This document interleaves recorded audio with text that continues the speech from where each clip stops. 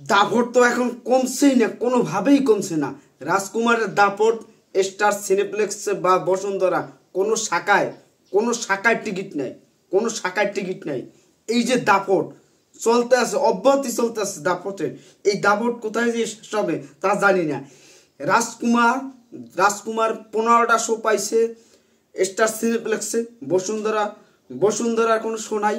এখন শুধু সাকিবিয়ানসরা বা আদার্স যারা সিনেপ্রেমী তারা হল থেকে হতাশা নিয়ে বের হইতেছে। এই যে এইগুলো এক হিসেবে ভালো, কিন্তু তার চেয়েও খারাপ হয়েছে মাল্টিপ্লেক্সে জানে শাকিব খানের চাহিদা তুঙ্গে, তারপরও শো বাড়াইছে না। এইটার জন্য তাদের জন্য ধিক্কার জানাই যে শাকিব খানের রাজকুমার 15টা শো কেন 25টা শো দিয়ে তারপর কথা বলতে হবে। 25টা শো দিতে অন্তত শাকিব খানের স্টার সিনেপ্লেক্সে অন্তত 25টা শো দিতে হবে। তার চাহিদা তুঙ্গে, এখন টিকিট নাই।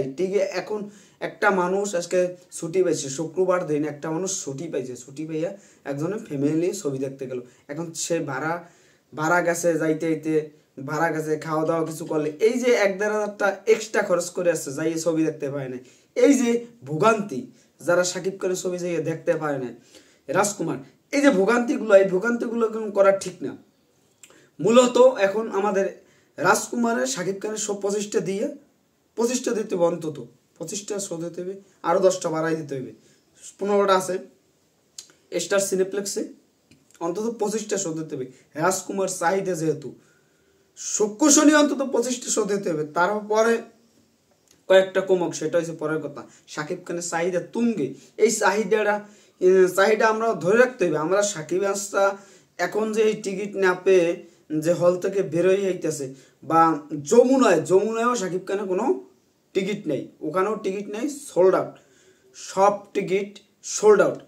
এই যে দর্শকগুলো যে ফিরে আসতেছে যমুনা থেকে বা স্টার সিনেপ্লেক্সে, বাংলাদেশের সকল শাখা আছে মাল্টিপ্লেক্স, সব শাখায় হাউসফুল।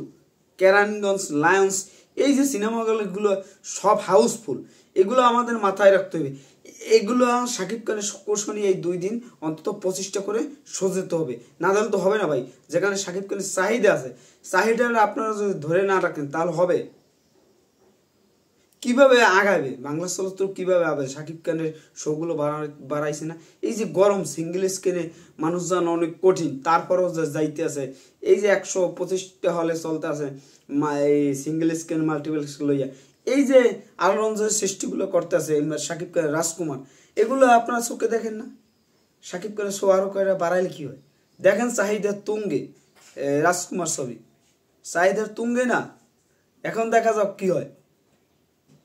আর যারা এখন আপনারা যাইয়েন না, যদি আজকে রাজকুমার ছবি দেখতে চান মাল্টিপ্লেক্স, আজকে যাইয়েন না, আগামীকালে যদি যান, আগামীকালের টিকিটের জন্য তাহলে যেতে পারেন, বা পরশু আপনার সময় মতন, পরশু বা পরের দিন, যে সময় আপনি সময় পাবেন সেই সময় শাকিব খানের রাজকুমার ছবি টিকিট কেটে নেন। আজকে কোনো টিকিট নাই। এই যে পাওয়ার যমুনা স্টার সিনেপ্লেক্সে কোনো শাখায় টিকিট নেই। হতাশ বাংলা সিনেপ্রেমী রাজকুমারের জন্য। এটাই তো, এই যে হতাশা নিয়ে বাড়ি ফিরতে আছে। যাও, কথা বেশি আমরা না বাড়াই। এখন শাকিব খানের দাপট চলছে, অব্যাহতি চলতেছে। এই দাপট শেষ কোথায় তা আমরা জানি না। এখন শুধু আমাদের রাজকুমারকে এগিয়ে নিতে হবে, আর রাজকুমার কোন হাইপে চলে যাবে এটা প্রিয়তম হবে না, সেটা স্বাভাবিক, কিন্তু এটা ভালো গল্পের, ভালো অভিনয়ের, শাকিব খানের ক্যারিয়ারের অন্যতম ছবি। সেটা নিয়ে আমরা ভাববো, এটা নিয়ে আমরা এগিয়ে যাব। আশা করব আপনারাও রাজকুমার আস্তে আস্তে দেখবেন। আর মাল্টিপ্লেক্সে কোরবানি পর্যন্ত চলবে, সেটা তো আপনারা জানেনই, ওটা নামবে না। রাজকুমার কোরবানি ছাড়া নামবে না।